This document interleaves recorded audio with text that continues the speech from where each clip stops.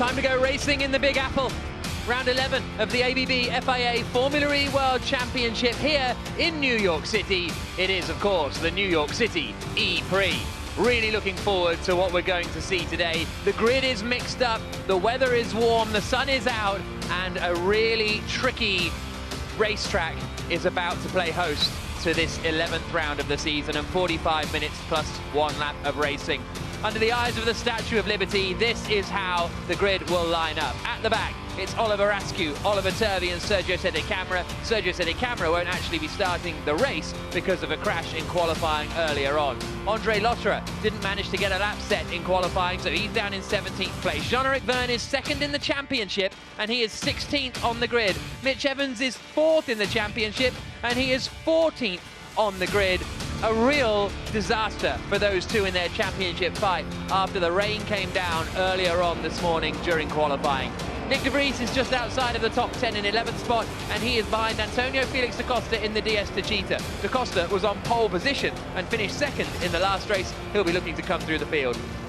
Edoardo Mortara leads the championship by 11 points, leads the chasing drivers, the group of 4, by 15 points, but he is only 9th on the grid today. He is going to need to come through the field. Sam Bird's best result of the season is a 4th place in the opening race of the year. He is starting in 8th position, and he will want to climb up the field. Robin Freins was frustrated with qualifying because he went out on the wet track and is all the way down in 7th position. Alexander Sims has his 2nd best qualifying performance of the season for the Mahindra team.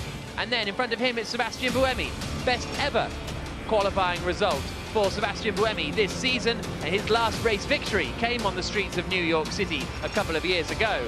Pascal Wehrlein is 4th for the Porsche team, and then it is 3rd for Lucas de Grassi, the Brazilian driver for the Rocket Venturi team. Edoardo Mortara's teammate, what can he do today to try and assist his teammate and the team in their championship fight with Mercedes EQ? Stoffel Vandoorne. Big open goal here for Vandoorne to get big championship points as he lines up 2nd on the grid behind Nick Cassidy for the Envision Racing team, his 3rd Formula E pole position, but he has never taken a victory. The grid is set. The fans are set. Everybody is set for 45 minutes plus 1 lap of racing. I am set, and alongside me, IndyCar legend Dario Franchitti. Set? Set. Ready to go. This first corner, Jack, it's dusty and dirty, it is offline. It is going to be chaos, and it's so easy here to get taken out in someone else's accident. So you can do everything right, and they can still be over. There's going to be so much, I feel, aggression in this race today.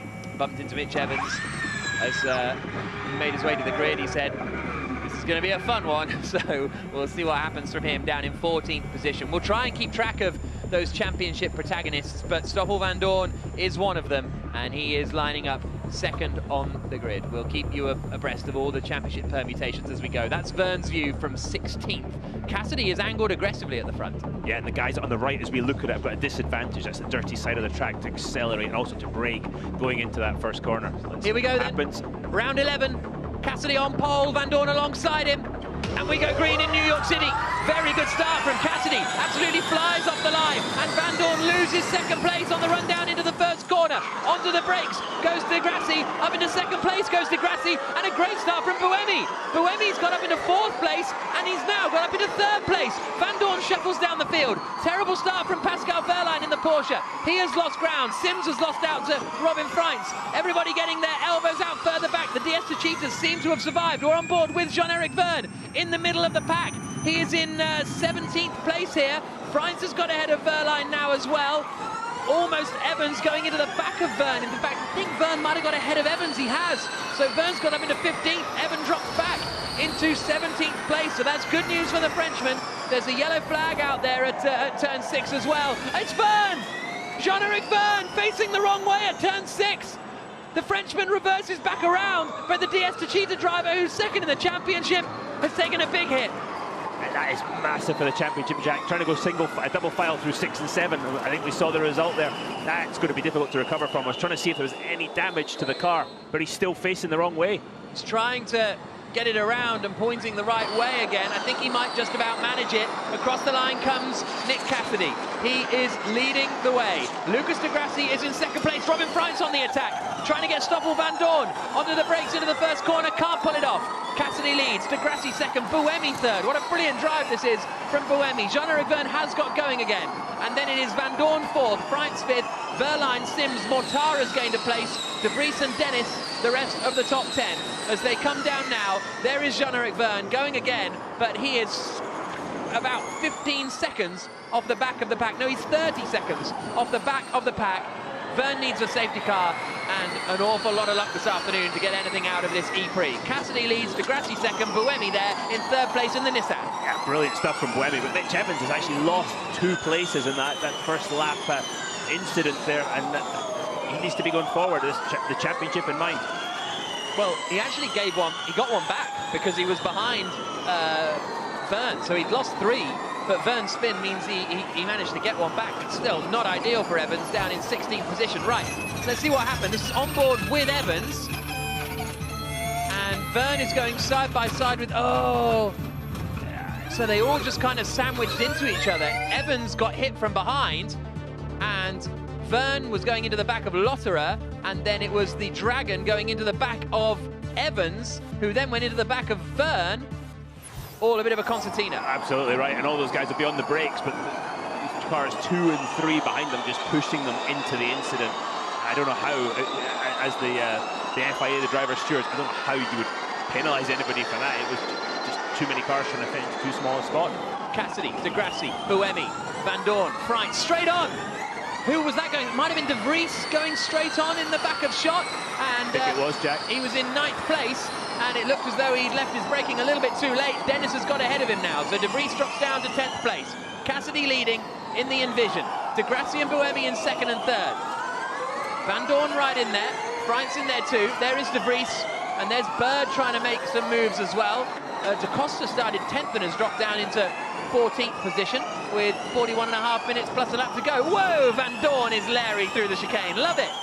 Yeah, absolutely. Just caught a little bit too much in the curve, and we saw the result. But I think some of the guys will be given turn 14, the last corner they're coming through right now. Just a little bit of room. We saw a massive accident earlier for Sergio Setti Camera, so you've got to treat that corner with respect. As you see Robin Freins all over the back of Stoffel van Dorn. Here's a look at Nick De Vries down at the left-hander, and yeah, just locked up, look, and went straight on and cost himself a place to Jake Dennis. And he was lucky it was only 1 place. Yeah, absolutely. I thought he might be going into the runoff area, never to return, but wasn't to be. There's Oliver Turvey, who's running down in 18th position at the moment in the Neo. But up at the front, it's Cassidy, de Grassi, Buemi, Van Dorn, Freins, Verline, Sims is still in that fight. Buemi's gained 2 places, Freins has gained 2, Dennis has gained 4, Lotterer has gained 5, De Costa the biggest loser really, he's lost 6, Bird has lost 5. As we come down into the Manhattan hairpin, Cassidy, de Grassi, Buemi, Van Dorn and Freins are the top 5 as they come around the left-hander. Down into Buttermilk Bend, the right-hander that takes them away from the Buttermilk Channel and back inland towards Brooklyn and Red Hook. And now through the chicane, every time Van Dorn is sliding that car through. Tremendous stuff. Dennis is the first driver to activate his attack mode. We go on board, driver's side, Stoffel van Dorn. And you see Van Dorn coming down, a little bit lifting and coasting there, trying to save some energy. You're trying to go quickly when you're not on the throttle. That's the easiest way to explain saving energy. You see him sitting there behind Sebastian Buemi. The car's balance will change. You see him go through turns 2, 3, and 4. As the run goes on, as the tires heat up, the front will start sliding or the back will start sliding, and cars will come and go. Cars will better at different points in the race. The trick is to really capitalise when your car's quick. On the tower in the bottom left is Mitch Evans' progress as he's trying to get past Oliver Rowland, but we're keeping an eye on the front here with Cassidy still leading the way, but de Grassi chasing him down. Now, often these early stages of a Formula E race are a bit of a game of chicken/chess. Oh, not for Buemi, he sends it on de Grassi. Interesting move there from Buemi, doesn't do it. Sims activates attack mode, as does Eduardo Mortara, and Sims doesn't lose a place, Mortara doesn't either. You get 4 minutes of, no, Mortara does. You activate attack mode twice during the race, which gives you a 13% power boost for 4 minutes. And Cassidy is now pulling away just a little bit as they come down into the first corner. You saw Byrne disappearing there to the left, but there's Eduardo Mortara, championship leader, 9th position, in attack mode now as he is up behind Jake Dennis. Yeah, and John-Eric Byrne at the back of the field, he really needs a safety car because he can't afford to use the energy to try and close the gap to Oliver Askew in P19 because otherwise he just won't make the end of the race. Now, as hard as he wants to charge to make up that gap. Stoffel Vandoorne is having radio problems, we believe, so not the cleanest of communication between Vandoorne and the team. So that's going to be a bit of a trouble if that continues throughout the remainder of the race. He's running in 4th position. That's the Venturi garage. Delphine Biscay, the team manager, on the right. Team principal Jerome D'Ambrosio, bespectacled on the left, and that is their man, Eduardo Mortara, championship leader in the Rocket Venturi, getting Larry coming through turn 9. Yeah, almost got the wall. See a couple more cars going into the attack mode activation zone on the outside. Oh, Freitz dived in between, I think it was Verline and Sims, and he gets ahead of Sims.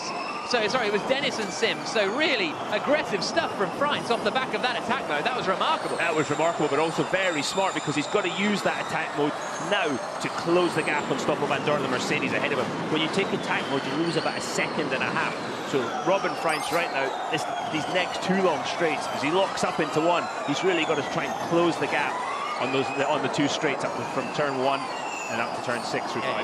He's kind of trying to do the undercut, as it were, get that extra power and close in on the back of the cars in front, and then get ahead once they make their attack mode move. 37 minutes plus 1 lap to go. Cassidy leading, Degrassi, Buemi, Vandoorne the top 4. Wait, Sims is sending it in behind, looking a bit leery as he's under pressure from Jake Dennis, but there is Freitz in the green Envision, running in 5th. His teammate Cassidy in the lead. Are either of them going to be taking attack mode this time around? Cassidy does. Race leader Cassidy, Buemi and Vandoorne all activate their attack mode, and Freitz comes out not quite ahead of Buemi, but does get ahead of Stoffel Vandoorne at the moment. So Degrassi's out on his own strategic island at this point. And as we sit, the teams don't know how much energy any of the other cars around them have used until they see it on the tree, the same as you do watching at home. That's when they understand. On the tree on the left, that's when they'll understand whether you see it right there. There's your energy graphic, and then all of a sudden you know if you're in good shape or this is basically reality right now. Shows you where you are. Everybody fairly similar. Mortara's got a little more than those around, Dennis a little less, but broadly speaking, they're all in a similar place at this current time. Degrassi is leading the E-Prix now, and he is ahead of Cassidy in 2nd position. What can Degrassi do? Will he activate his attack mode this time around? This is the first time we've seen Degrassi really fighting at the front so far this season. Okay, gap 1.4 to Buemi, that's going to be close. We push and take attack this lap. Push and take attack this lap. So Degrassi being told it's going to be close with Buemi, but here we go. Degrassi into attack mode, comes through the right-hander, Buemi in the red and black Nissan, no love lost between them, and Degrassi comes out there in 2nd place. So Cassidy leads, Degrassi 2nd, Buemi 3rd, Freitz 4th, Vandoorne's lost 3 places and is down to 5th, Dennis has gained 5 and is up to 8, Evans has just got ahead of Bird. In fact, Bird has lost a couple of places, I think, because he just activated attack mode, but Evans is making a little bit of progress. Verne, remember, meanwhile, is down in 19th position. There you have the attack modes remaining for the top 9, all have 1 remaining. And if you're Nick Cassidy leading this race, one of the last people you want to see in your mirrors is that black Venturi of Lucas Degrassi. He's such a canny racing driver. He's really figured out how to win Formula E races, and if he gets a sniff of victory, as he has got today, look out. You see one of the Porsches looking like they were about to make a move. Looks like Verline trying to pass Sims. Yeah, Verline's going to get Sims here, coming down into turn 6. There are the 2 leaders. Cassidy ahead of Degrassi. Now Degrassi will have extra power for longer because he activated it a lap later than Cassidy, and so far this season, the Rocket Venturi team have been very, very good and clever with their attack mode strategy. Down into the hairpin. Verline did get Sims, so he's up into 6th position. Sims down to 7th. We see Buemi in 3rd in the Nissan. They've struggled a bit this year with the efficiency of the powertrain. The pace from one lap's been not too bad, but it looks like Nissan have turned the corner, running up in 3rd place. That's really good to see. Max Günther, 12th at the moment after hitting the wall in qualifying. Yeah, absolutely. Cassidy leading. as we look down at the left-hander of turn 1. Then we come around the dock loop, and the Manhattan skyline there in the background. What a wonderful place for a motor race. FormulaE brought racing back to the streets of New York City a few years ago, and it was the first time actually they'd been racing on the streets of the city since 1896. Just watching there, Lucas Di Grassi looks like he outbraked himself a little bit into turn 6 and lost some time, lost some momentum because of that. And any racing is about momentum, but especially Formula E, just with the fact that the cars don't start enough with the race with enough energy to finish it. So you've got to just save energy as well as going as fast as you possibly can. So it adds another complex part to the puzzle of trying to win a motor race. 33 minutes plus 1 lap to go. Cassidy leading, Di Grassi second, Buemi third, Van Dorn fourth.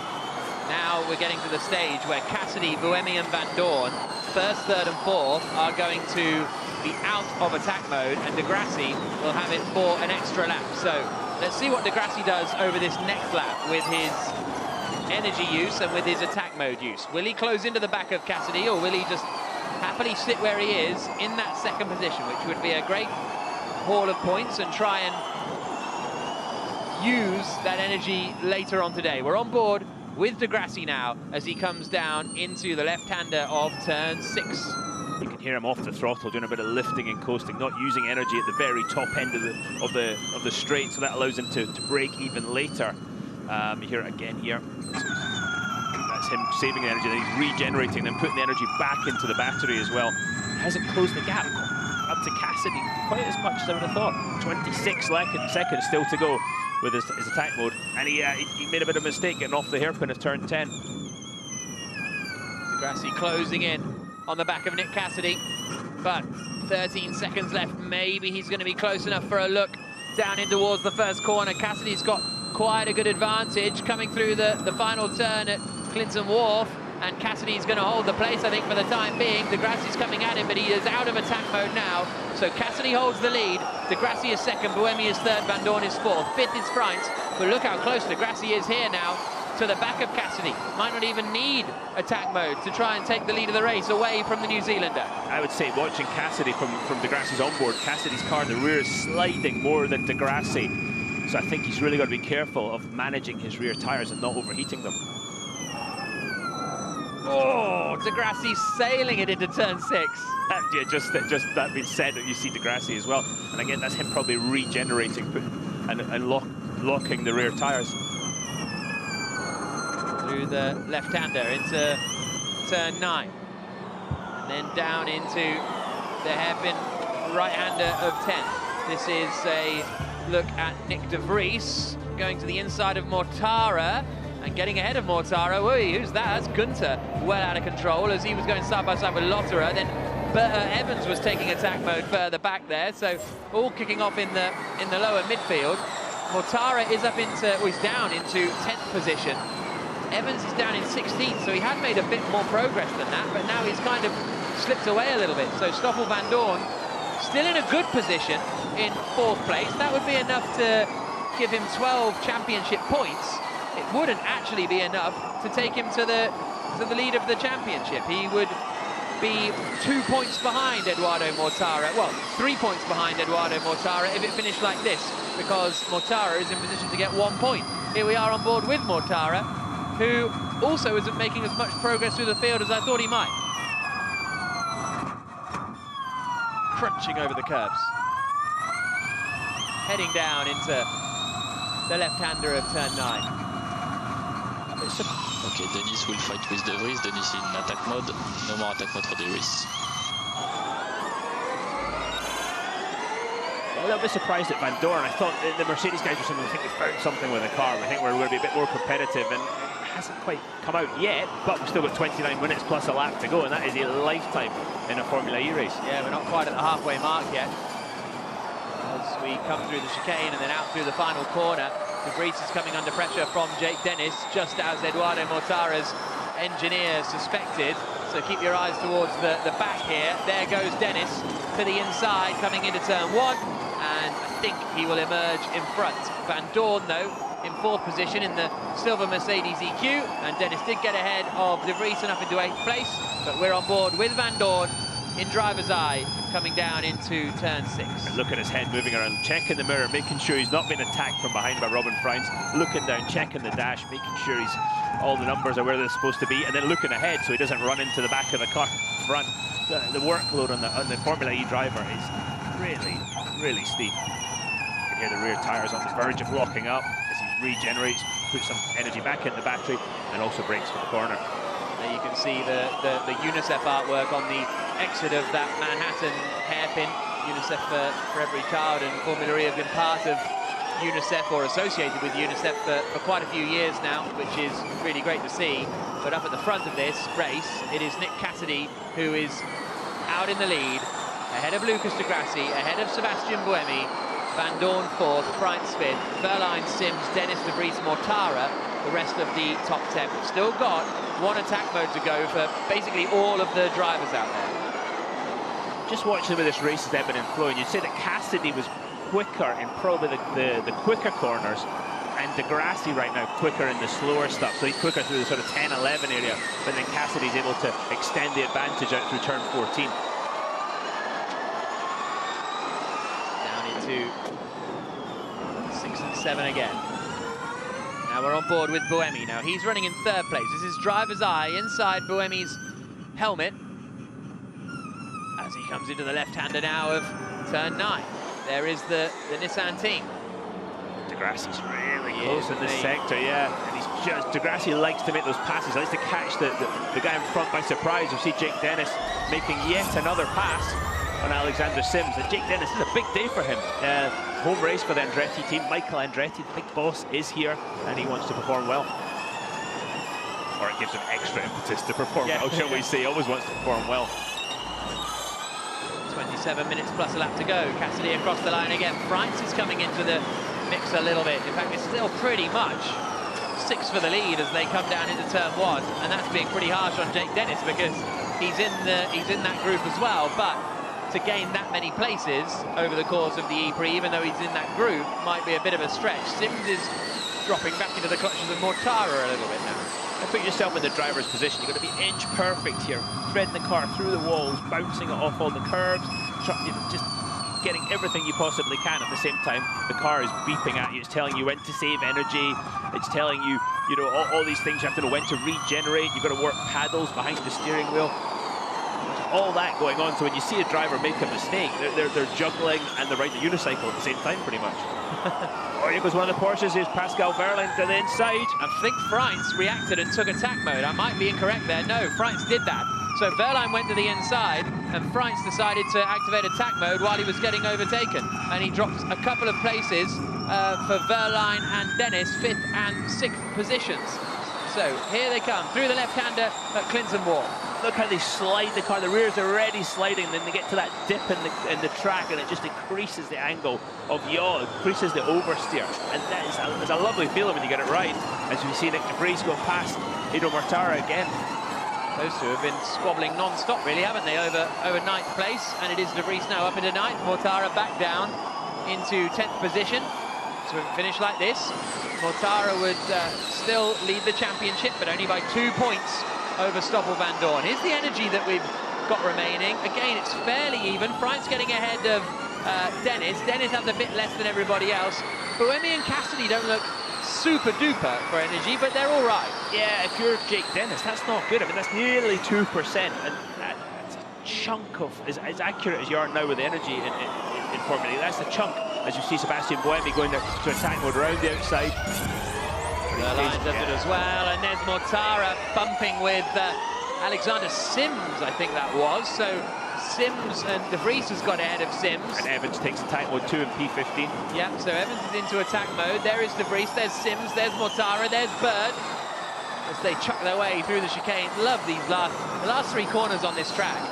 Some of might be one of my favourite sequences in Formula E. I love it. Absolutely right. Oi, there's a send from De Vries to the inside of Dennis, and he goes through. So De Vries now up into 7th place. And you see him release the brakes, not only on the brake when he presses the pedal, but absolutely releasing it, carrying the speed into the apex.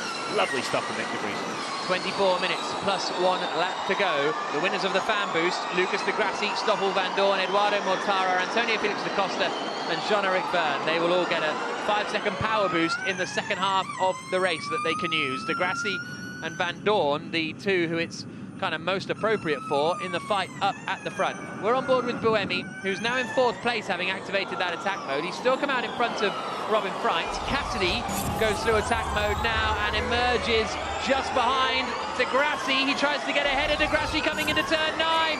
Can't do it. De Grassi covers the inside, but he's being fairly aggressive on the defense here, de Grassi. Not in a dangerous way, but in a compromising way energy-wise. Surely Cassidy is going to get him down the start-finish straight, but riding with Vandoorne, who's got the best seat in the house to watch Cassidy attack Vandoorne for the lead of the New York City E-Prix. Cassidy attacks de Grassi for the lead of the E-Prix, and he can't quite get it done. That's surprising with that massive power advantage, but now the fact that de Grassi has held Cassidy back, that is a big help in the strategy when Lucas de Grassi then takes his next attack mode. It's just slowed him down that little bit. Cassidy's still not able to make it happen into turn 6. Maybe is he just happy to sit there and wait for de Grassi to take his?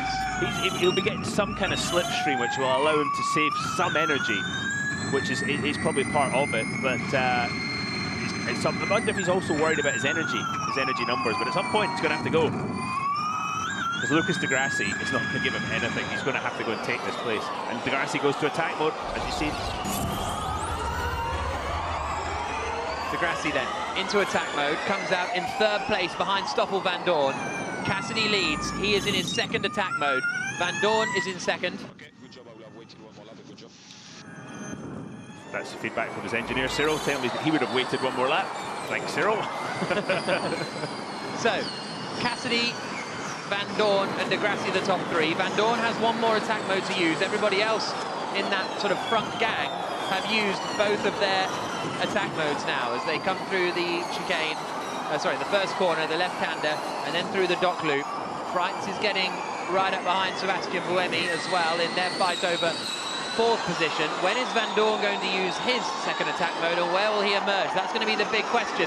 Freitz is having to defend here from Pascal Wehrlein. Does he manage to keep the place? Yes, he does. Freitz holding on to 5th place. 21 minutes plus 1 lap to go. Nick Cassidy leading round 11 of the ABB FIA FormulaE World Championship, the New York City E-Prix here on the streets of Brooklyn. And 2nd is Vandoorne, and Vandoorne activates his 2nd attack mode now, comes out ahead of Buemi. So that is a move for position, ultimately, for Stoffel Vandoorne, because he was running in 4th before this sequence of attack modes. Now he's got up into 3rd place. And now he's got to close that gap, 0.8 of a second to Lucas de Grassi ahead of him. Stoffel Vandoorne has got to bank points today when his other title rivals are in trouble. Championship leader Eduardo Mortara only running in 9th place. 2nd in the championship, Jean-Eric Vergne is down in 19th position. And 4th in the championship, Mitch Evans. You can see his rear-facing camera in the tower on the left-hand side. He is only 13th. 20 minutes plus 1 lap to go. Big opportunity this for Jean-Eric, for Stoffel Vandoorne in 3rd spot. And dare I say it, but everybody's played quite nicely so far, which is, not really what I was expecting at all. 20 minutes plus a lap to go. Cassidy leading.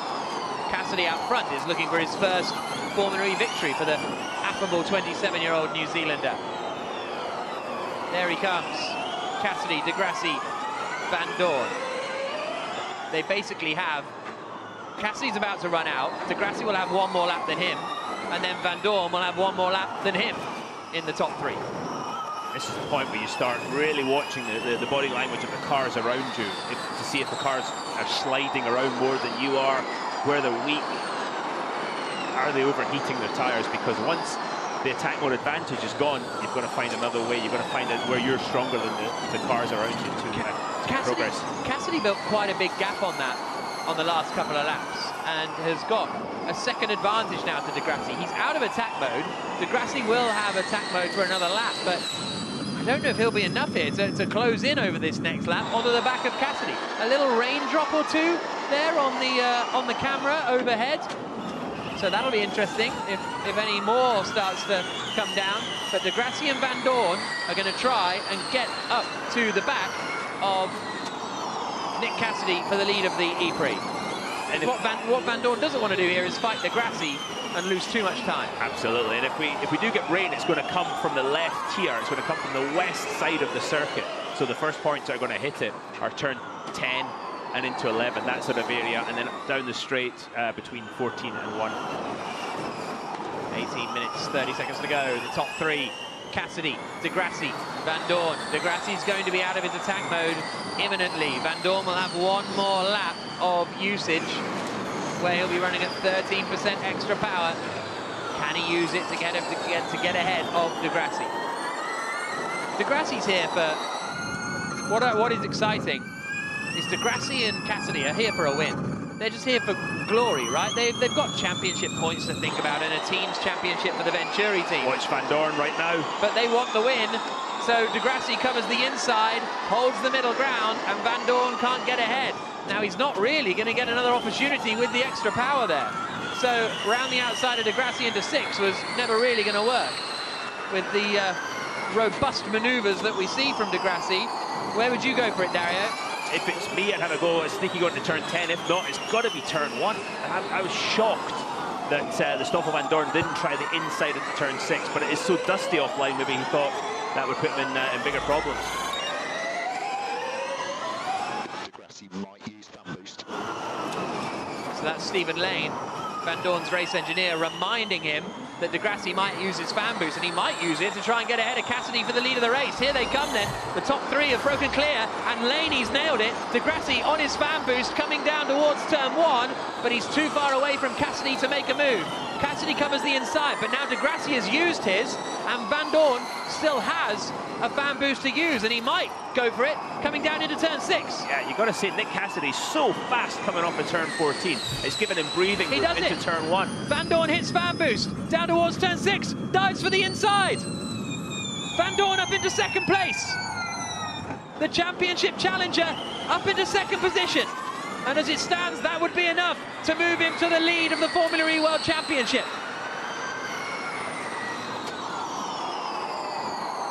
Down towards turn 10, Van Dorn now has his eyes set on the race win. And earlier on, we were looking at Van Dorn thinking, he's not really making much progress here. But goodness me, it is coming to him and Ian James's team late in the day. Yeah, and you see Pascal Verlaine, his teammate, up to 6 as well. So, Pascal Verlaine, I'm sorry, Nick de Vries. It's all coming together. And they've been very patient in those opening stages of the race. But now's when it counts. Through the final corner again at Clinton Wharf. Just watch Cassidy out of that last corner. He's able to gap the field. Anybody behind him is able to gap them, and that gives him a bit of breathing room in the braking zone for turn 1. Now through 2, 3, 4, 5. This is how it would stand at the moment. Van Dorn would move to the lead of the championship by 2 points ahead of Eduardo Mortara. Byrne and Evans would be slipping back a little. It would be 19 points from Van Dorn in the lead to Evans in 4th. With 5 races to go, he'd still absolutely be in the mix, Mitch Evans, but it would be a tough one. Especially 5 races to go, Jack. It's, the points available closing down every day. So just on that onboard with Lucas de Grassi a second ago. Imagine how frustrating it is. You're in a racing situation and you've got to lift because otherwise you're not going to have enough energy. He could have covered the end of the race. He didn't cover the inside where he did on the last lap. I think he just knew at that point. I think there was so much, the speed differential was so much, just, yeah, off he went. A great move. Right, now it's just a full-on fight. No more attack modes, no more fan boost. Cassidy, Van Dorn and de Grassi, the top 3. Buemi still doing a really good job there in 4th place in that Nissan ahead of Robin Freitz in the other Envision. But there is de Grassi running in 3rd spot. The New Zealander, the Belgian and the Brazilian fighting over the win in New York City. Out of the dock loop. And then out onto the back straight, down towards turn 6. Once again. On board with Stoffel Van Dorn as he tries to get ahead of Nick Cassidy for the lead. And is that rain on the lens? No, that is the that's basically shot blasting from all the dust on the circuit. So imagine what that's done to the driver's visor. You see the tear-offs on the visor of Nick Cassidy, and you can pull those off, but you only get probably 7 or 8 of those tear-offs to use, and then when they're gone, it just limits your sight. Cassidy, Van Dorn, De Grassi into turn 9. Mortara is in his second attack mode then, so he's left it quite late. We'll see if he can gain some places in this period. Here come the top 3 then, around the final corner, and with 13 minutes and 1 lap to go here in New York City, it is Nick Cassidy leading the way. Second is Stoffel Van Dorn, third is De Grassi, fourth is now Robin Freins. Freins goes ahead of Sebastian Buemi. Buemi dropping down to 5th in the Nissan, still looking set for his best result of the season, which so far has been an 8th place finish in Monaco, but Freins is up into 4th spot now. Yeah, Buemi looks in a little bit of trouble because that move from Robin Freins came from a long way back, and yeah, Buemi just looks like he's backing up a bit into the pack now. Clunking over the curbs. It's amazing when you go trackside how loud that actually is and how visceral that actually is. Yeah, the force involved. You see the rain? Sure, Rain, that is now rain. That is now rain on the visor. That could make the track slip. Well, I don't know, what a stupid thing I've found. It's going to make it slippery, Jack. You don't need me to explain. This might be the first motor race you ever watched. You don't need me to explain that that rain is slippery. Evans is up into 12th place. In fact, make that 11th. Look at him there on the inside into turn 10 on the left. He's up into 11th place, so he is slowly creeping back into the points. And look how close De Grassi is to the back of Van Dorn. Cassidy has got it hooked up. The problem for Evans is he's 4 seconds back from the top 10 now.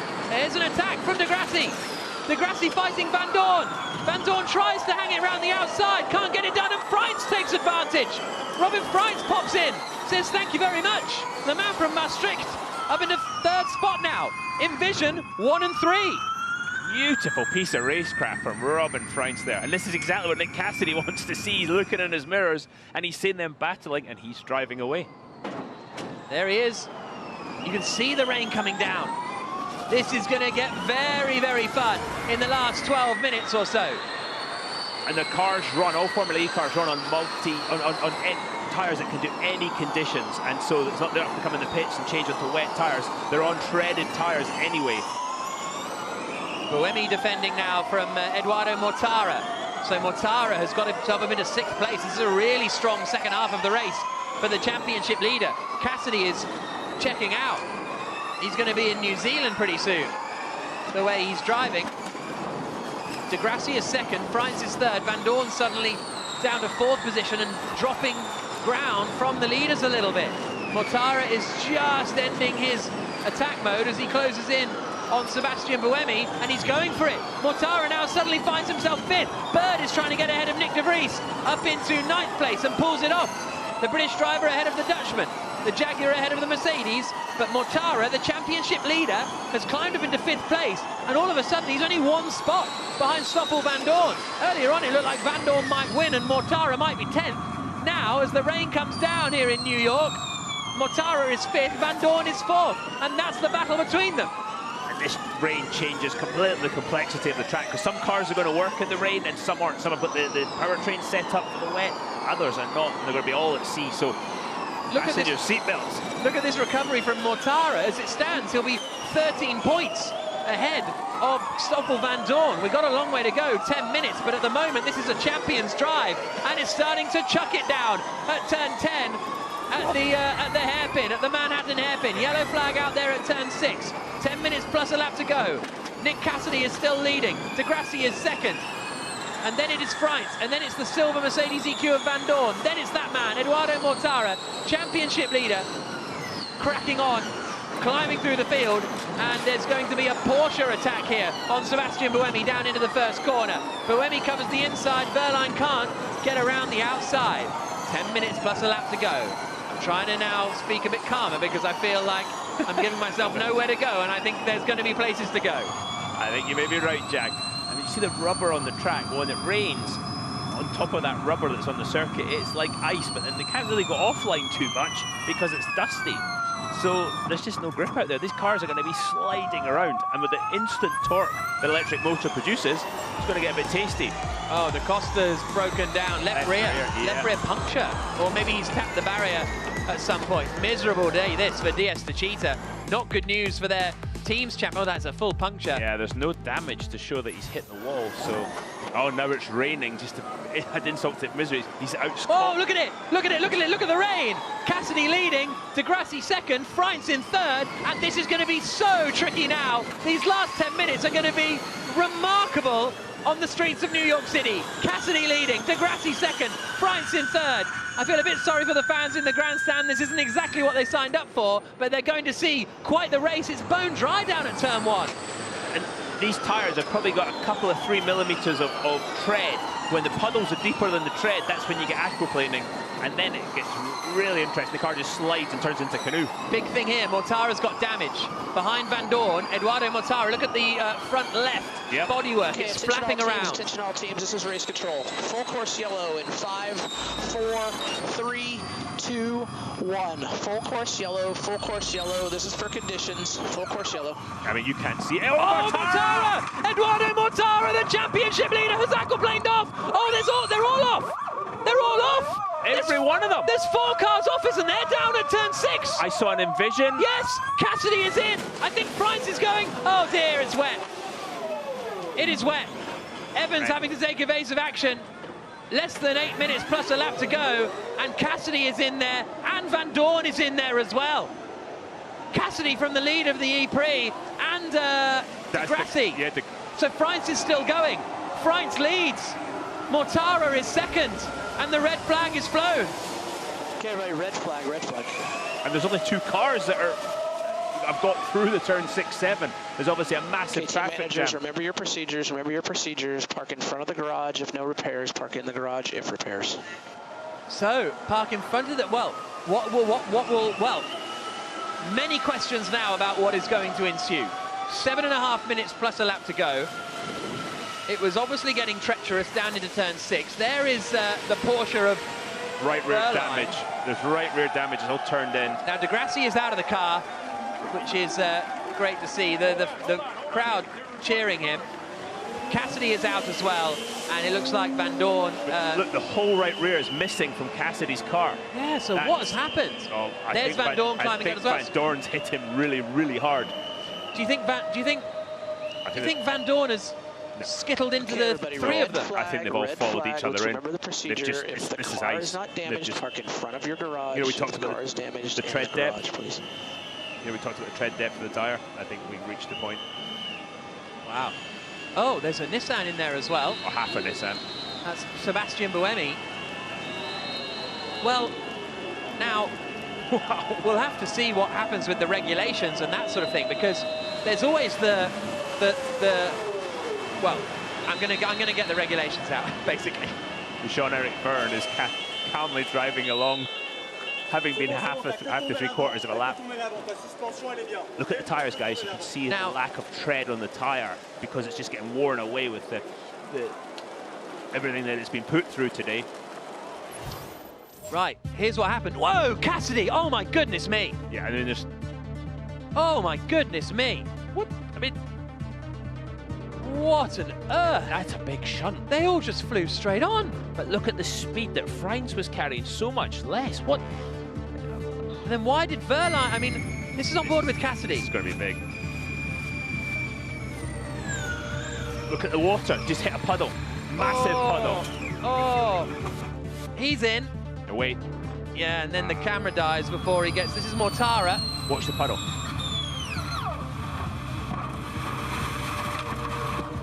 Nothing he can do.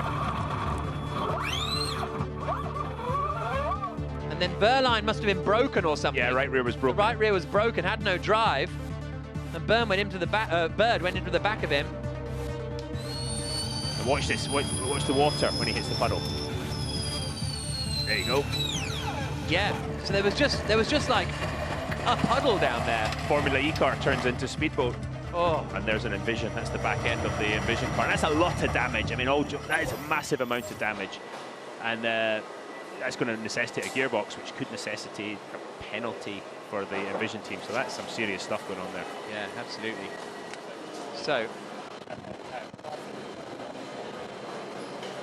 it is quite remarkable end to the session. Well, we don't know if it is the end, but it will be a remarkable end to the Ypres, however it ends, because this is quite something. You can see now the teams trying to work out what to do and where to go. All the drivers are out of the car. They're all making their way back. And this is where you need your team managers, your team principals to know the rules and what you can and cannot do, so you don't get any penalties under this red flag situation. You see Lucas Di Grassi back in the Venturi garage. Well, Verline there broke down.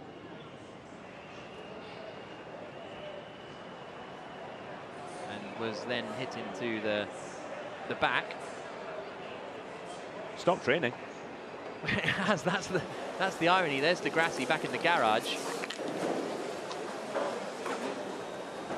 And there's Jean-Eric Vergne from last to who knows if this race gets restarted. The clock has stopped 7 minutes 30 seconds plus 1 lap to go. Yeah, and they can also add time on to that because of the well, to be fair, actually, we weren't under full course yellow for long before it became red flag. But they may still have a restart. It could be safety car restart. It could be they can actually do a standing restart from a red flag if Scott Elkins deemed it. He's feeling particularly cruel. Yeah, exactly. You see the damage on the nose of Mitch Evans' Jaguar.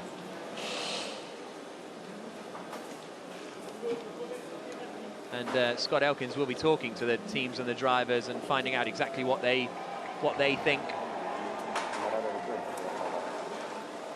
And that was really quick thinking from Robin Freins. There's Da Costa. Oh, goodness me. Oh, they all just piled in. And these guys are working on the car. You see Edo Mortara.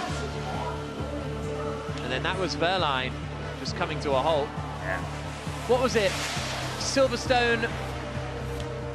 Come on, you know this. Silverstone 74, something like that, where it was really wet and everyone just... Jody Scheckter. No, that was not. It was raining and everybody just piled straight on at Beckett's or something, and it was reminded me of that.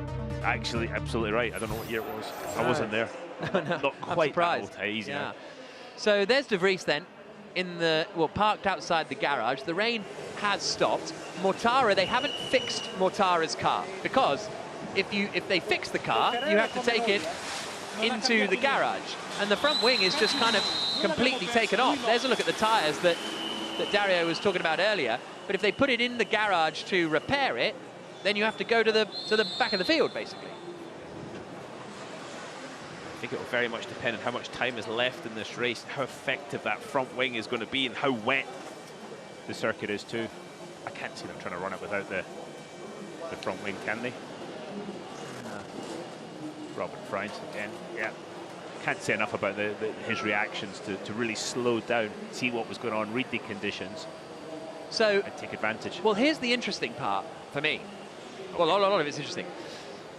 In the sporting regulations, if the race cannot be resumed, the results will be taken at the end of the penultimate lap before the lap during which the signal to suspend the race was given.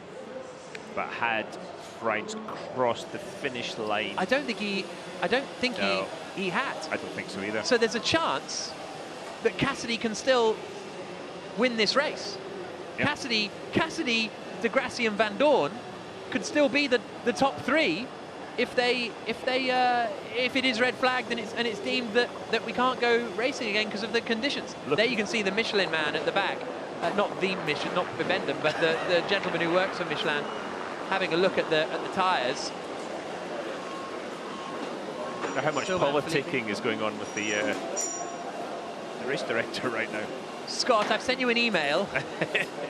Yeah, it doesn't look like Sylvain Philippe's getting too stuck in on the radio, is he? So we're basically in the scenario where it's either deemed that the race is over and cannot be resumed. There is Nick Cassidy making his way back to the... I mean, for these drivers, I mean, it's obviously tough for Cassidy, you know, basically crashing out of the lead of the race, but when 4 cars follow you in, you must be able to kind of unblame yourself for it. Oh yeah, absolutely right. That was a freak, absolutely freak conditions.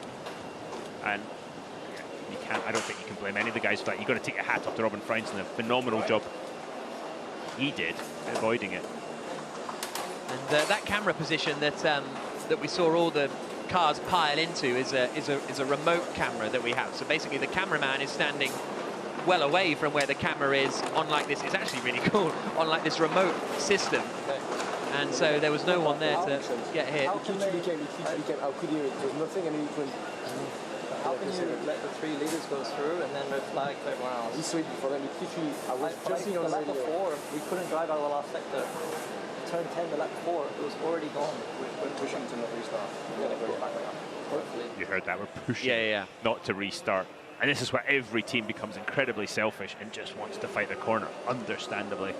Yeah, absolutely. So, I mean, it came so suddenly, didn't it? And to be fair to sort of Scott Elkins, the race direction, it was raining, full course yellow was deployed fairly quickly. So honestly, me personally, I was a bit like, oh, that's a bit quick. But then you see the conditions at other parts of the circuit and it made full sense. Yeah, oh, absolutely right. And I don't like second guessing what the race director does. I've done it before, and it's just, you know.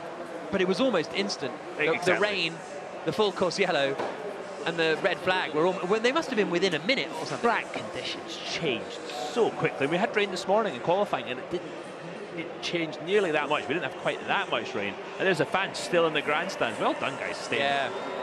During that deluge. Full credit to the fans. Absolutely. What a beautiful day in New York City. So sun's shining. Yeah, exactly. And they've washed the track. So yeah, exactly. So we'll see what happens with 7.5 minutes plus 1 lap to go. At the moment, the race leader after the red flag is Robin Freitz in Vision. As you look at, again, those hardy fans. Nick Cassidy going in, I presume, to chat to Lucas, I'd have thought. He's looking for backup. Yeah, That's exactly what happens in those situations. You go, hey, come here. Don't you think we've got the rough end of the stick there? I'm trying to think of a polite way to say it. Let's go talk to race control. That's what I said on the radio. I said it was undrivable. And we could not do anything there. I was trying to set up for the focus yellow. I'm going to race. Yeah, and we're lucky that we're fine now because the heat is huge. Cassidy and Degrassi having a chat about the situation, the situation and the incident and just everything. Eduardo Mortara still sitting in the car. At the moment, he is sort of classified as second. If they were to restart the E-Prix, even if they don't, it's still a pretty solid position for Mortara to be in, honestly, because I think he was, he got up to 5th behind Van Dorn in 4th, so he was running in a good place. Done a phenomenal job in the latter half of the race. And same, Freitz was the leader, or would be the leader if the race started again, but he was 3rd or 4th. I think he might have been up to 3rd by the, yeah, he was 3rd, Van Dorn was 4th, and Mortara was 5th. I wonder if he's changed his helmet. He has. He's got a wet visor on now. You see it's see-through, and it's got that black part inside. That's almost double glazing, and it stops it fogging up. So he's changed it to a wet visor, a wet helmet. You want new gloves? Do you want new gloves is the question to Oliver Askew. Maybe his gloves are a bit damp. Lucas Degrassi's face is like thunder on it. Yeah, and I'm a little surprised they haven't gone up and had a discussion yet with the chief steward, just sort of the race director, just sort of being very respectful of that. Obviously, Scott Elkins is a busy man right now trying to figure out what to do with the rest of this E-Prix. What the rules say. Look at the size of the puddle. Yeah. To the left there, that shows you how much rain fell in such a short space of time.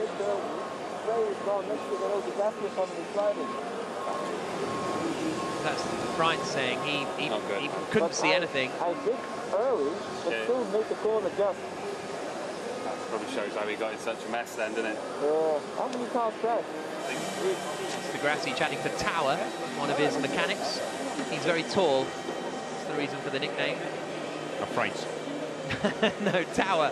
Yeah, but France was chatting to Tower. Oh, I see. Yeah, yeah. What did I say? Degrassi. Oh, sorry, everybody. It was France chatting to Tower. There is Mortara. France isn't tall.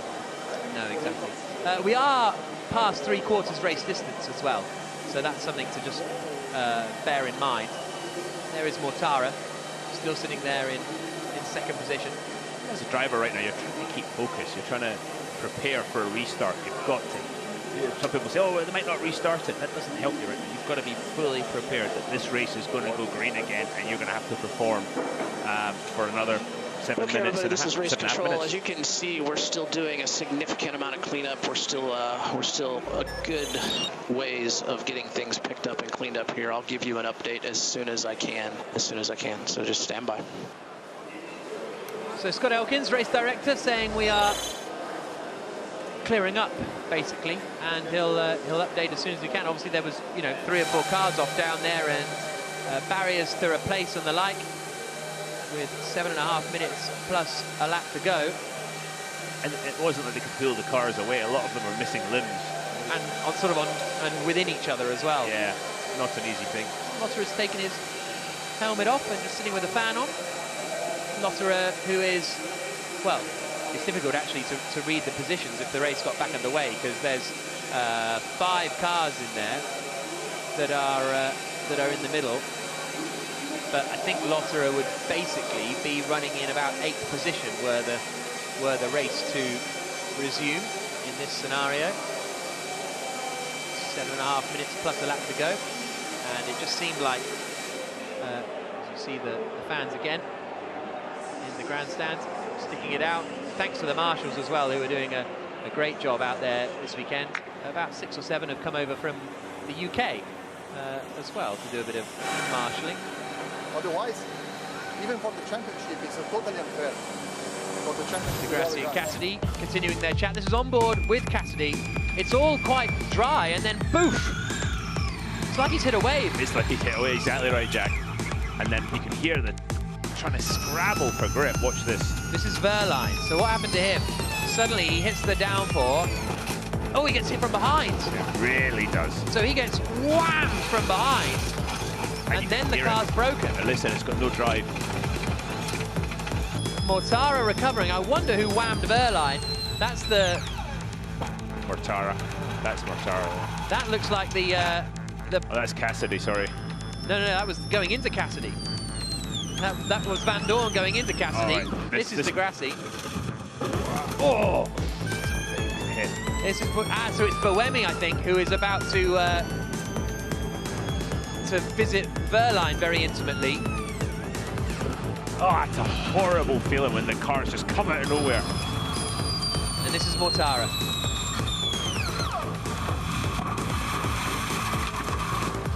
And you hear the motor stop. Mortara's recovery is just remarkable, to be honest. Fantastic. Such quick thinking. Not quite as quick thinking as Robert Frines. He saw what was going on up ahead and jumped on the brakes. There you go, super slow-mo of the fixing the puddles.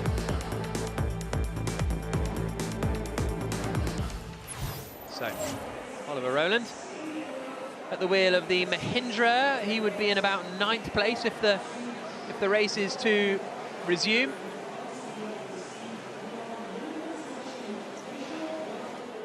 There is race control making the decisions. Scott Elkins is the man in the middle at the bottom.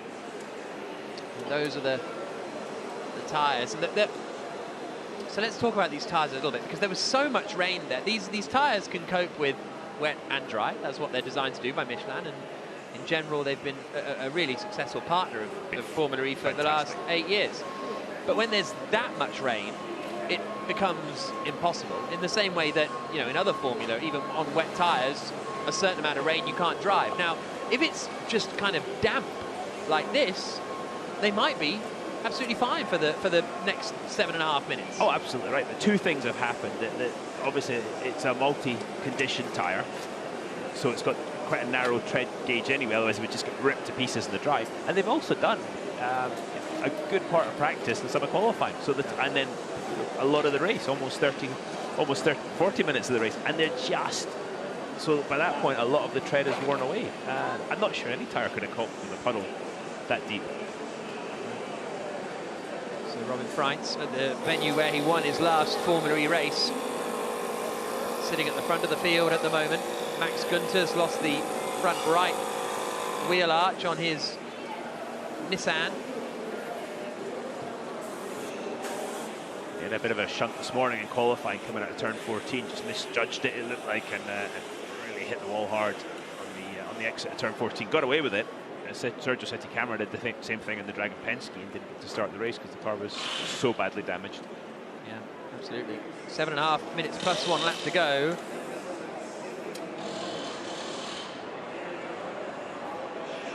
Well, rain has passed here in New York City. There's a look over to Governor's Island.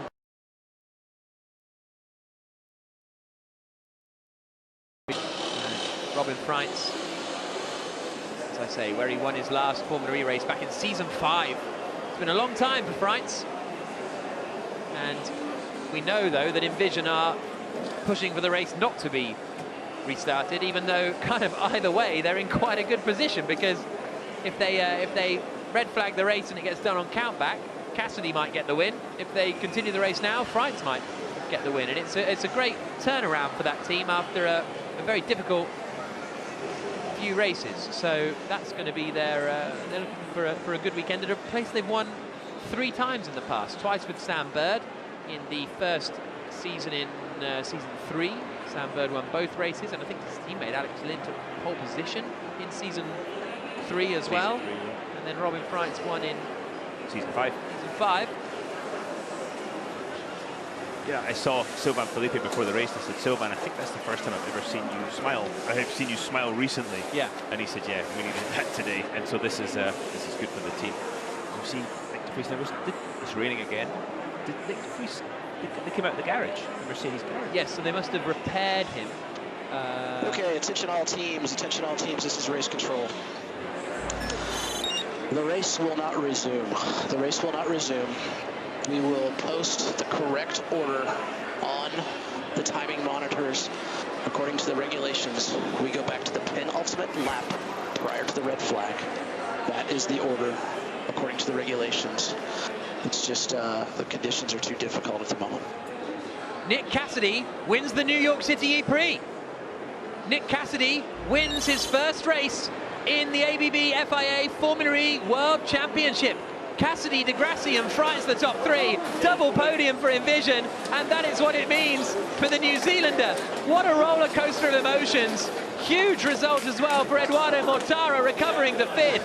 But Nick Cassidy is a race winner for the first time. Leon Price there making his way out. He can't believe it. Hugs all around with Cassidy. That's his engineer, Robert Sattler, who's tapping him on the shoulder there. High fives between he and Bertrand Famine. Cassidy can't believe it. That must have been one of the oddest ways he has ever won a Formula E race. A hug with Tom Blomqvist as well, his compatriot. Bryony, the PR, everybody's here having a hug. He's won a lot of races, but you can see what this one means. Fantastic.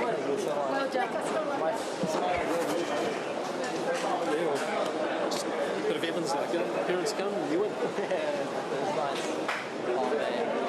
Nick Cassidy, the winner of the New York City E-Prix. Oh, sorry. I mean, at the end, you're sitting there P1, so I was like, oh, no, it's good, man. It's good. It goes up there. Exactly. But I told you. They're a really good pair, those two. Before the race started, I went, if you go round to the right here, there's their driver room. Worked in on them, and they both get along very well, having a good chat, and they really kind of work hard for each other. Rocket Venturi, great result for these guys. They're getting cracking straight on for tomorrow. 5th for Mortara is brilliant achievement. De Grassi is 2nd at the end of the race, which is just tremendous. And apologies for the language from Tower there, but didn't even finish with wheels on it. So I hate to say it, but they're going to have to. What's going to happen with this gearbox change and what meaning it's going to make? But this is phenomenal for the Envision team. Attention all teams. Just a clarification, just so you're aware, if your car is parked outside the garage, move it into the garage, and it is considered in park for May conditions. So if your car is outside the garage, move it into the garage. It's considered park for May conditions. So that's because the cars obviously can't go to Parc Fermé, so they just have to be pushed back into the garage. So Cassidy, De Grassi, Freitz, the top three, and there's the celebrations continuing. Now I think they don't really know when to go to the podium, how to go to the podium, where they're meant to be right now, as Cassidy hangs around in the garage. Gets his phone back, look. Yeah, lovely. And the sun came, in fact, a bit more drizzle maybe coming down there. But I think it's doing both. Yeah, exactly. There'll be a beautiful rainbow somewhere over Manhattan at the moment. What a way to end a FormulaE. Look, FormulaE has done a lot of things. I've seen some random stuff covering this championship for 8 years. This is a new one. And that shot from turn 7. Them all just firing off. Of just the speed at which they hit that wall shows you how serious this is. Nick Cassidy takes the win after 29 laps of racing in the New York City E-Prix, 1.1 seconds ahead of Lucas de Grassi. Then Robin Freitz in third, Stoffel van Dorn fourth, Eduardo Mortara completing the top 5, Buemi in 6th, Verline 7th, Dennis 8th, 9th for Bird, 10th for Nick de Vries. Mitch Evans finishing outside of the points in 11th position. 12th Max Günther, 13th Andre Lotterer, Roland Sims the top 15, Sims dropped back down the field, Turvey and Tickton 16th, 17th, Vern Askew, Da Costa, Vern and Askew, the 19 drivers, Da Costa, Giovinazzi and Sede Camera not classified. Sede Camera didn't start the race.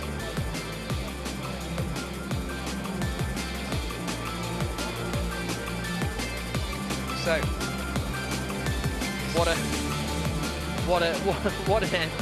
what an end to this E-Prix.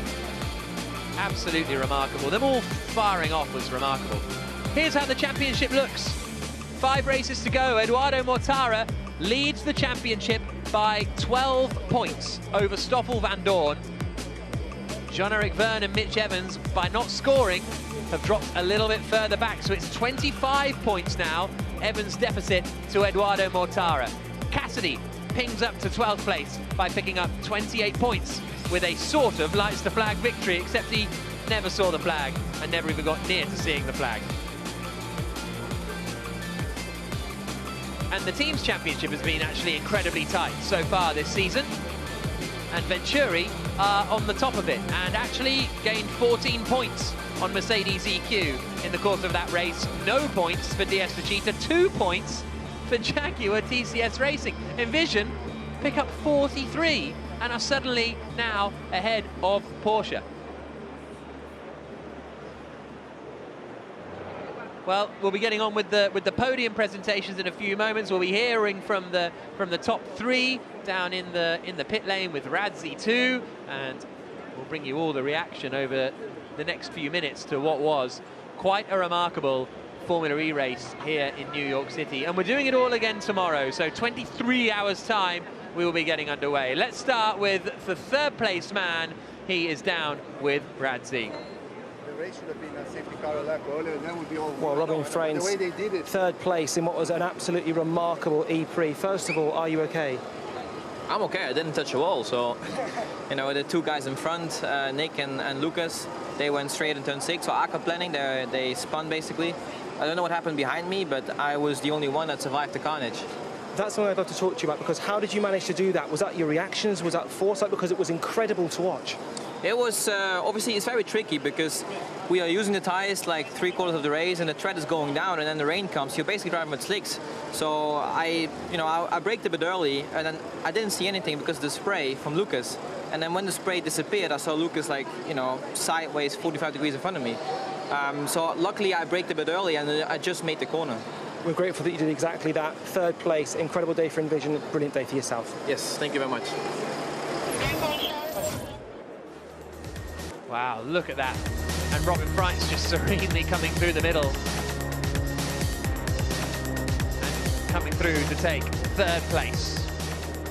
But his teammate for Envision Racing, is now with Radzi.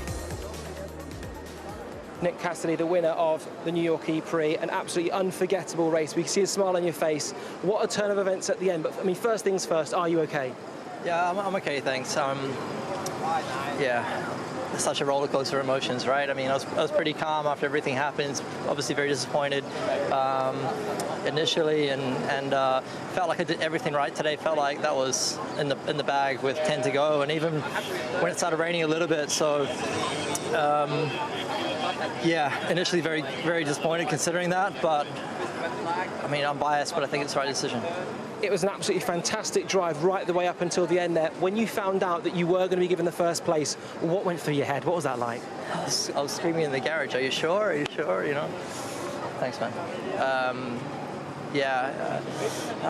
Look, it's difficult for me to say too much. I'm super happy, obviously, with the win, and I don't want to talk about the decision-making process and all of that, but in terms of the race that we did, the team did a fantastic job. I had a fantastic car today, and I'm just really pleased, especially after the last weekends that we've had, that we could come here and take the win. You won today in New York. Congratulations. Thanks very much. Nick Cassidy victorious. Got a great start off the line, I have to say. Kept it all together down at the first corner, and then was pretty much bossing the race. Very impressive stuff. Got the lead back here from Lucas Di Grassi, who finished in second. Lucas Di Grassi, second place here in New York. We can see the smile on your face. You're wearing your Brazilian flag with pride. Massive congratulations. But first of all, are you all okay? Yeah, that's the first thing. The crash today was the strongest crash of my FormulaE career. One of the strongest crash I had in motorsport.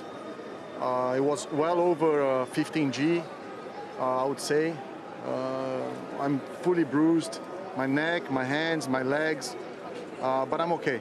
And just shows that when you're aquaplaning, there's nothing really you can do. And I'm happy that they put the red flag and they reversed the result of the race, because it was the fair thing to do. I'm happy with the points, but unhappy that the car is completely in pieces. And the mechanics, they will have to work very, very hard to put the car together for tomorrow. Thanks for your time, mate. Get the car ready and get yourself better as well. Thank you very much. So that is a remarkably good point, really, from Lucas Di Grassi, because all the mechanics have got to repair these cars overnight, because we've got the double header tomorrow. He got a great start, got ahead of Stoffel Van Dorn, up into second position, took the lead briefly, and was starting to pressure Nick Cassidy towards the end. Honestly, I think Cassidy kind of had it in the bag, especially after this moment, where Van Dorn and Di Grassi and Freitz all had a fight. Van Dorn to the inside. Di Grassi dropped back a place, but in the end, he managed to come back through, get into second place, and pick up what is only his second podium of the season, his first since the second race of the year in Diriyah.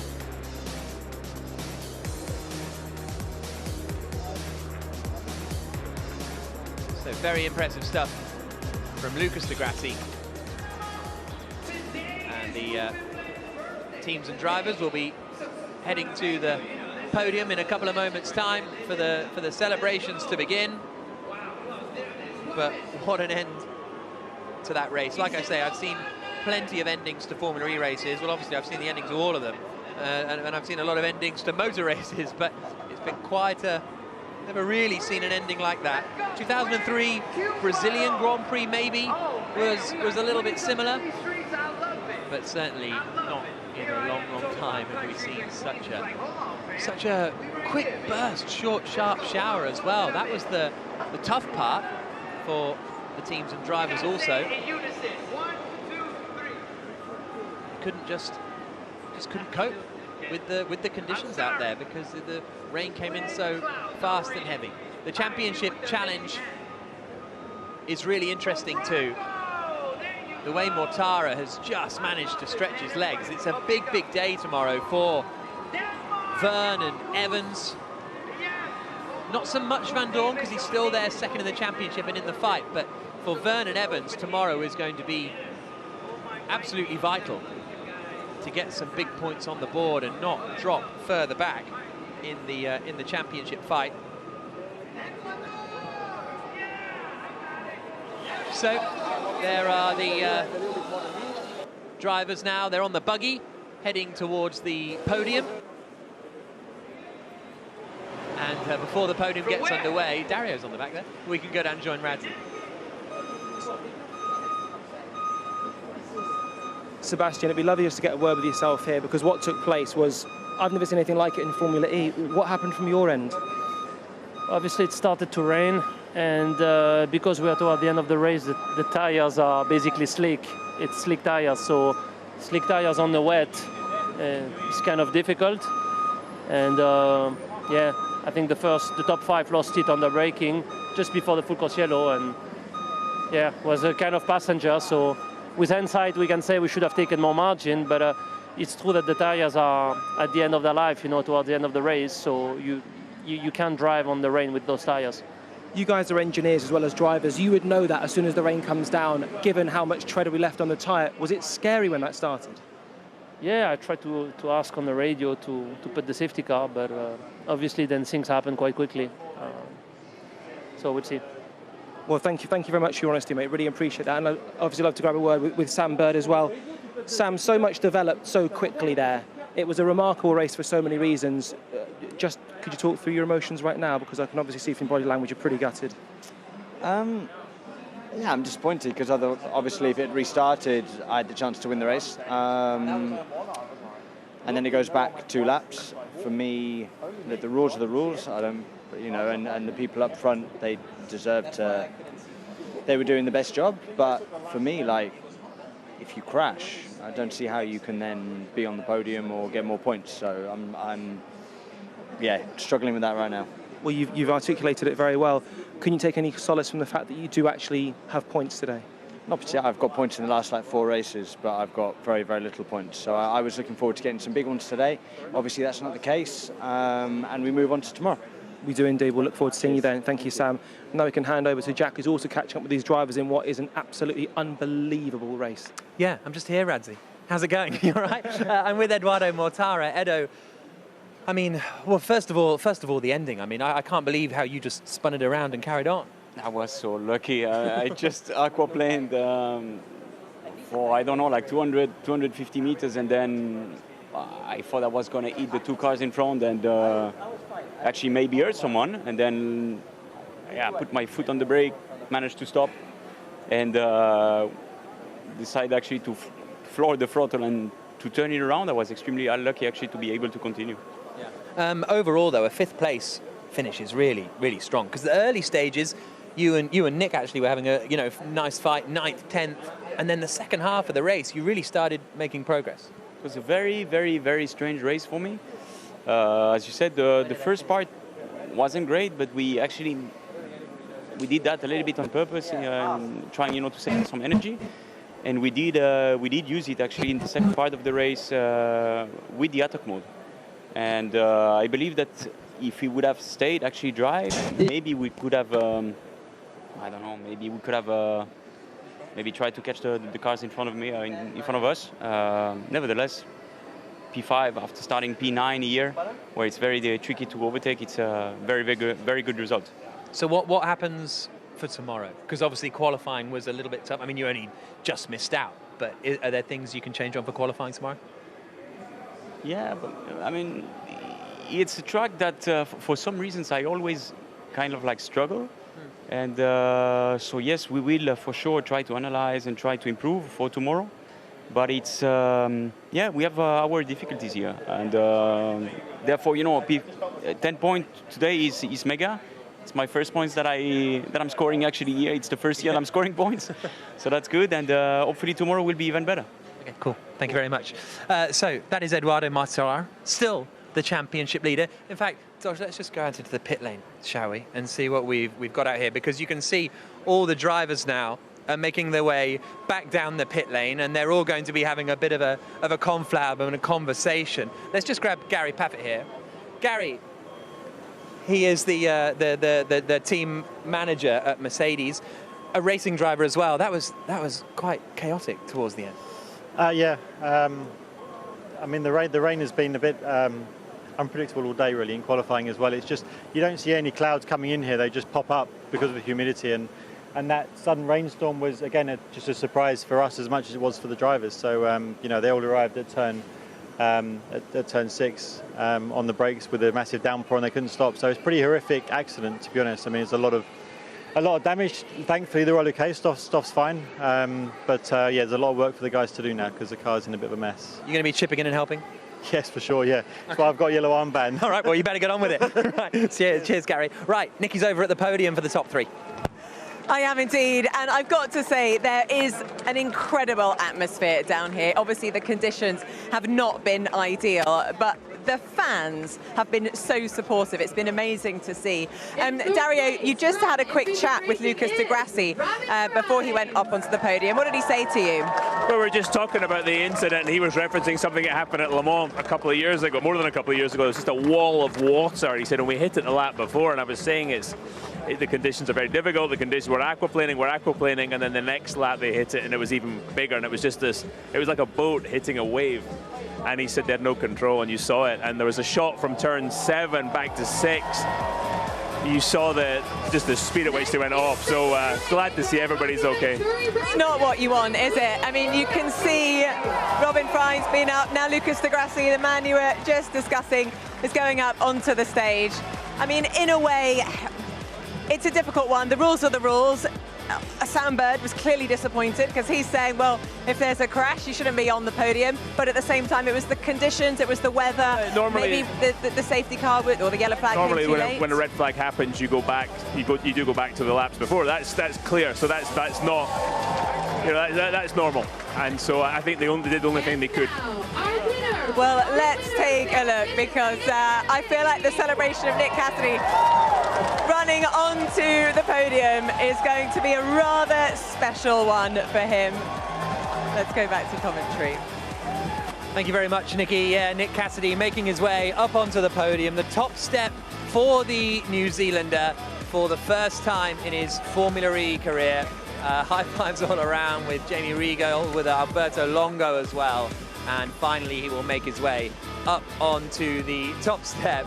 And it's been a long time coming. He's had strong results before, but now it will be the New Zealand national anthem for Nick Cassidy on the top step of the podium. We've heard that 3 times already, this Nick Cassidy on the top step, the New Zealand national anthem for him, the British national anthem for the Envision team. Another win for them in New York City. That is their 4th on the streets of New York. And now it is time for the trophy presentations. Christine Palialunga, the Vice President of the New York City Economic Development Corporation, hands out the trophy to Sylvain Filippi.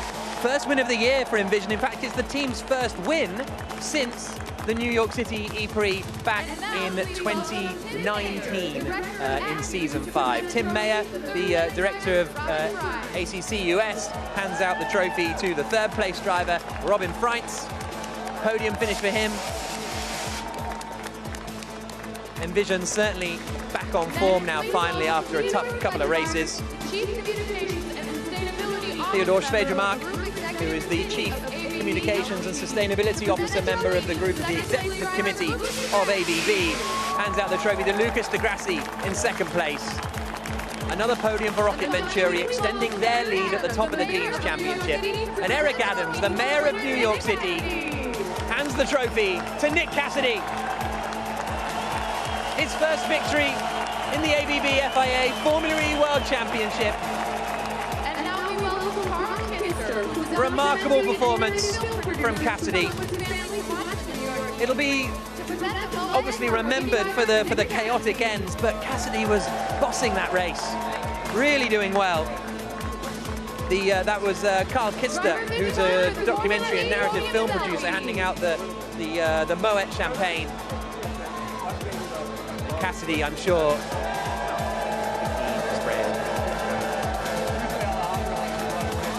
Selfie complete. Doesn't know what to do with the phone, because I think all he wants to do is, for the first time in his Formula E career, celebrate victory. Nick Cassidy soaks Sylvain Filippi on the top step of the podium, sprays the crowd as well. A lights to flag victory for the New Zealander. It doesn't move him into championship contention. It really helps Envision in the team's championship. And as if we need more water in New York.